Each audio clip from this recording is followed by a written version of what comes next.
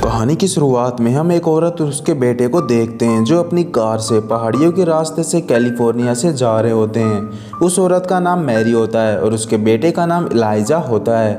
जहां Mary Elijah को अपनी आंट के घर पर छोड़ने के लिए जा रही होती है, लेकिन इलाइजा को देखने पर ऐसा नहीं लग रहा था कि उसका वहां जाने का बिल्कुल भी मन था। लेकिन मैरी उसका दिल बहलाने के लिए उसे कहती है कि कुछ दूर आगे एक जू आने वाला है जिसमें काफी सुंदर जानवर होंगे। लेकिन इलाइजा उसे कहता है कि वह कैलिफोर्निया में खुश है क्योंकि उसे अपनी डैड की याद आ रही है। जिस पर मैरी भी उसे कहती है कि वह भी उसके डैड को मिस कर रही है जो कि एक वॉर के कारण मर चुके थे।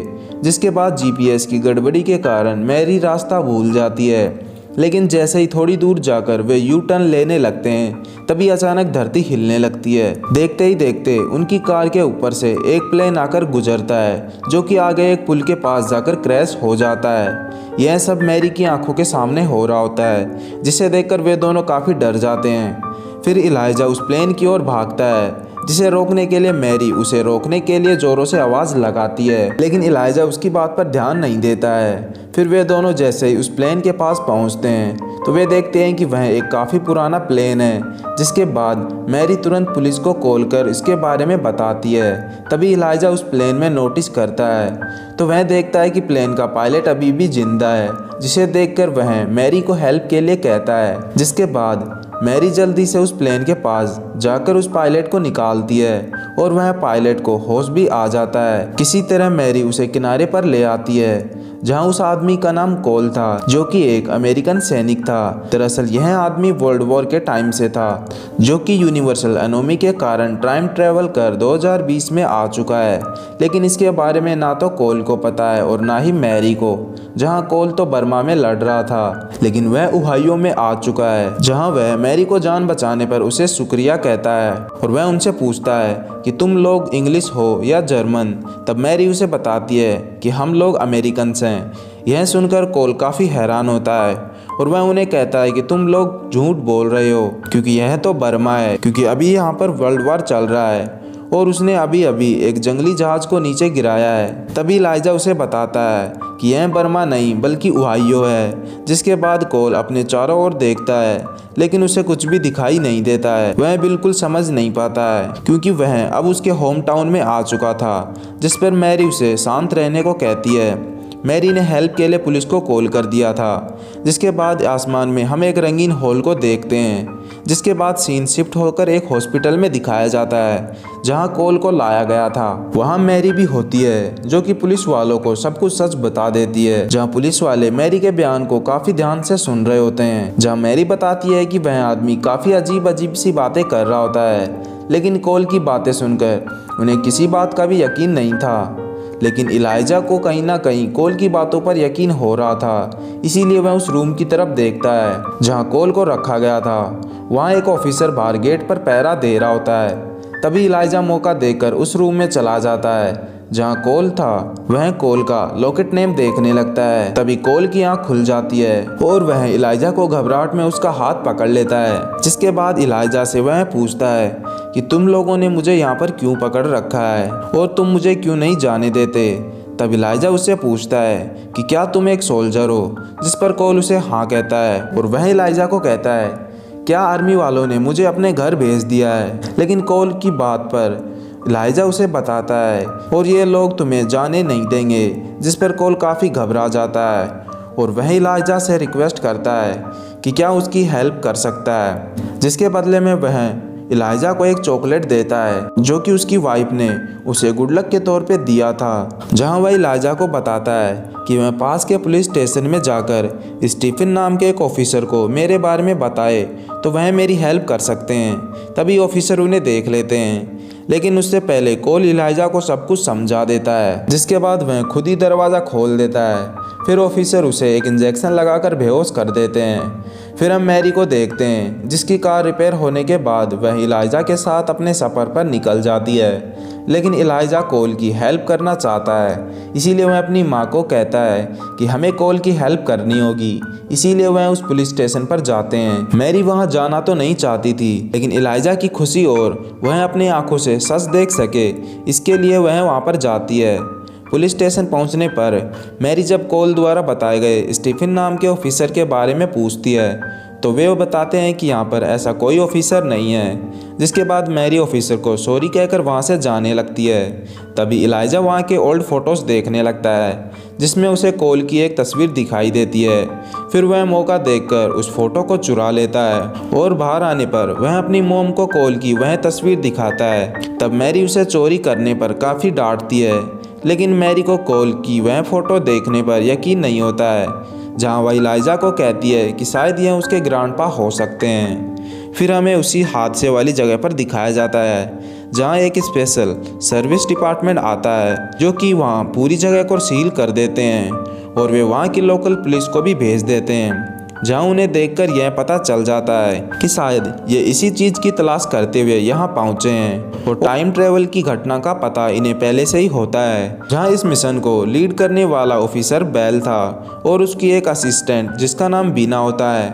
बेल बीना को कहता है कि हमें इस पायलट पर कड़ी नज़र रखनी होगी, उसे जल्द से जल्द अपनी सिक्योरिटी में लेना होगा ताकि उसे हम वापस भेज सकें। फिर बीना जब हॉस्पिटल पहुंचती है तो कोल उन्हें देखकर वहां से भागने के लिए एक नर्स को बेहोश कर वहां से भाग जाता है।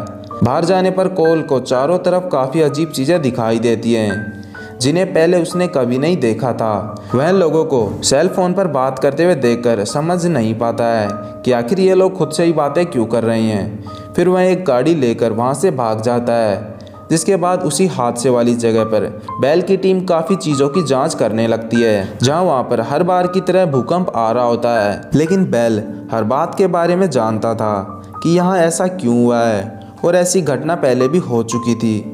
जिसके बाद मैरी एक फ्यूल पंप पर रुकती है। तभी इलाइजा को पता चल जाता है कि मैरी उसे छोड़ना चाहती है और वह उसके एंड को देने जा रही है। इस बात पर वे दोनों काफ़ी झगड़ा करने लगते हैं, लेकिन मैरी भी मजबूर थी, क्योंकि उसके पिता की मौत के बाद वह अपने बेटे को खोना नहीं चाहती थी। वह फ्यूल भरकर जैसे ही वहां से जाने लगते हैं, तभी कोल, जो बीना और उसकी टीम से बचते हुए वहां से भाग रहा था, वह उनकी कार से आकर टकरा जाता है। तभी इलाइजा उसे कहता है कि यह कोई इत्तेफाक नहीं है। जिसके बाद वह अपनी मोम को कहता है कि हमें कोल की मदद करनी होगी और वह कोल को वही फ़ोटो दिखाता है, जिसे देखकर कोल उसे कहता है कि यह मैं हूँ और यह मेरे दोस्त हैं। यह जानकर इलाइजा उसकी हेल्प के लिए मैरी से रिक्वेस्ट करने लगता है। तब मजबूरन मैरी को कोल की हेल्प करनी पड़ती है। कोल उन्हें बताता है कि वह अपने घर जाना चाहता है, जहाँ उसकी वाइफ उसका वेट कर रही है। जिसके बाद वह कोल को कार में बैठाकर उसके घर ले जाने लगते हैं। अब कोल का होम टाउन यही है, इसीलिए वह अपने घर को काफ़ी अच्छे से ढूंढने लगते हैं। काफ़ी देर बाद अपना घर ढूंढ लेता है, जहाँ पर पहुँचने पर उसे पता लगता है कि सब कुछ बदल चुका है। वह अपनी बीवी को ढूंढने लगता है। तभी वह घर के अंदर लगी तस्वीरों को देखकर समझ जाता है कि काफ़ी टाइम बीत चुका है और कोल के नए आने पर उसकी बीवी ने किसी और से शादी कर ली है। जिसके बाद वह अपनी बीवी से बिना मिले ही वहाँ से जाने लगता है। कोल समझ जाता है कि वह उसका टाइम नहीं है। तभी वहाँ वही सीक्रेट टीम वहाँ पहुँच जाती है, जो कोल को समझाने लगते हैं कि वे उसे नुकसान नहीं पहुँचाना चाहते, वे उसे केवल अपने टाइम में भेजना चाहते हैं, जो कि एनोमी की वजह से फ्यूचर में आ गया है। यदि वह टाइम पर अपने समय में वापस नहीं जाता है तो यहाँ पर काफ़ी प्रॉब्लम हो जाएंगी और कई लोगों की जान भी जा सकती है। यह जानकर कोल उनकी बात मान जाता है, लेकिन अंदर मैरी यह जान लेती है कि उस वॉर के अंदर कोल की वहीं पर मौत हो गई थी और यदि वह वापस जाता है तो उसकी मौत हो जाएगी। अब इलाइजा कोल को बचाने के लिए वह उसे इस बारे में बताता है। फिर वह कोल को लेकर एक कार में बैठकर वहां से भाग जाते हैं और वे उस टीम से बचने के लिए एक नदी के पास पहुंच जाते हैं, जहां उनकी कार का टायर खराब हो जाता है। इलाइजा इस बात से खुश था कि वह कोल के साथ है, क्योंकि उसे कोल के अंदर अपने पिता की तस्वीर दिखाई देती है। साथ ही कोल टाइम ट्रेवल भी कर चुका था, जिसके बाद वह जंगल की ओर आगे बढ़ने लगते हैं। इलाइजा कोल को अपने डैड के बारे में बताता है कि वे भी एक पायलट थे, लेकिन अफगान की वॉर के दौरान उनकी मौत हो चुकी थी। लेकिन अब कोल समझ चुका था कि उसे अपने टाइम में वापस जाना होगा, लेकिन इलाइजा उसे यहाँ से जाने से मना करता है क्योंकि वह उसे अपने डैड की तरह मरता हुआ नहीं देख सकता था। फिर हम मैरी को देखते हैं जो बेल के हेडक्वार्टर पहुंच जाते हैं और वहां पर सब कुछ क्लियर हो जाता है कि कोल यहाँ एनोमी टाइम ट्रेवल के कारण आया है और यदि कुछ घंटों में उसे वापस नहीं भेजा गया तो यहाँ पर 100 मील के दायरे में सभी लोग मारे जाएंगे। अब मैरी अपने बेटे को बचाने के लिए उनके पास जाने लगती है। तभी कोल और इलाइजा उसी समय हेडक्वार्टर आ जाते हैं। कोल वापस आने पर वह मान जाता है और वह जाने के लिए तैयार हो जाता है, लेकिन उससे पहले वह अपनी बीवी से मिलने जाता है जो उसे देखकर उसे एक सपना समझने लगती है। तभी वह कोल की एक फ़ोटो दिखाती है जो कि आज भी उसके पास थी और आखिरकार वे दोनों मिल जाते हैं। कोल वहाँ से जाने के लिए निकल पड़ता है। वह मैरी को भी बताता है कि तुम्हें अपने बेटे को अलग नहीं करना चाहिए क्योंकि टाइम बहुत कम है, इसलिए हमें अपनी लाइफ को जीने पर फोकस करना चाहिए। कोल का प्लान भी ठीक हो जाता है और वह जैसे ही जाने लगता है तभी बेल उसे बताता है कि तुम्हें अपने साथ की कोई भी चीज़ यहाँ पर नहीं छोड़नी है। तभी उसे याद आता है कि उसने इलाइजा को एक चॉकलेट दिया था, लेकिन तब तक काफ़ी देर हो चुकी थी। इलाइजा उस चॉकलेट को खा चुका था, लेकिन कोल बेल को बताता है कि इससे कुछ भी नहीं होगा। जिसके बाद वह अपनी प्लेन में बैठकर वहाँ से जाने लगता है और वे सभी हॉल के अंदर कोल को जाते हुए उस मैजिक को देख रहे होते हैं। एंड कुछ ही टाइम के अंदर कोल उस हॉल के अंदर चला जाता है, जिसके बाद वे सभी काफ़ी खुश होते हैं। एंड इसी के साथ इस मूवी का यहीं पर एंड हो जाता है। तो दोस्तों, आपको वीडियो कैसी लगी एक लाइक ज़रूर करें। हम मिलेंगे आपसे एक और नई शानदार वीडियो के अंदर।